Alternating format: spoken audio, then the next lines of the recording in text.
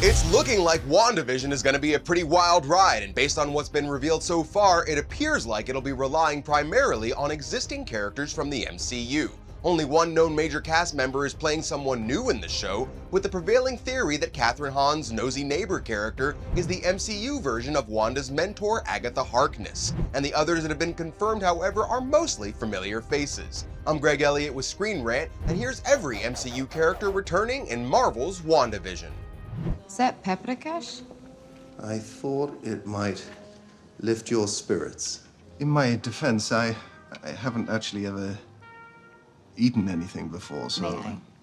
please.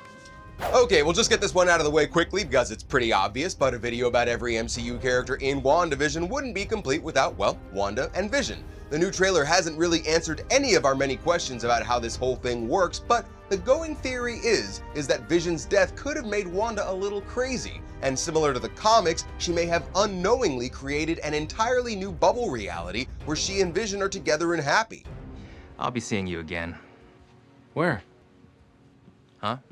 Where will you be seeing me again? The only returning MCU character to not show up in the trailer, Ant-Man's Jimmy Woo, is confirmed to be in the show. Interestingly, he has nothing to do with Wanda and Vision in the comics, but in the MCU, he'll now be working for SWORD, or the Sentient World Observation and Response Department, an organization dedicated to protecting the world from extraterrestrial threats that may have been teased at the end of Spider-Man Far From Home.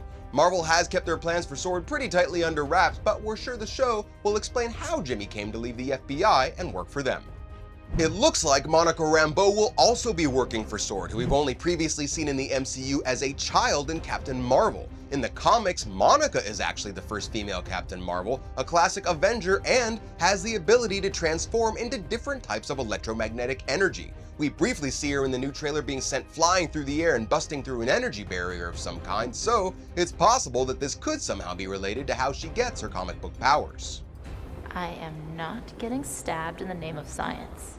It's okay, we're Americans! Is that supposed to make them like us?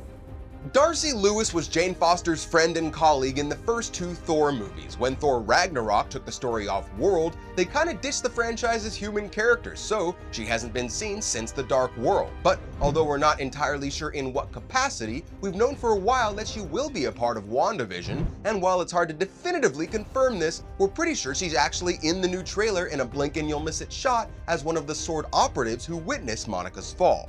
WandaVision seriously looks like it's going to be totally off the wall, and we may finally get to see Scarlet Witch do some crazy stuff like she can do in the comics. With some clear reality bending and maybe even possible alternate timelines going on, there are theories that the show could reintroduce characters like Ultron or even Wanda's brother Quicksilver. Both are heavily involved in Wanda's MCU story, but it's just as likely that neither could return, so who knows?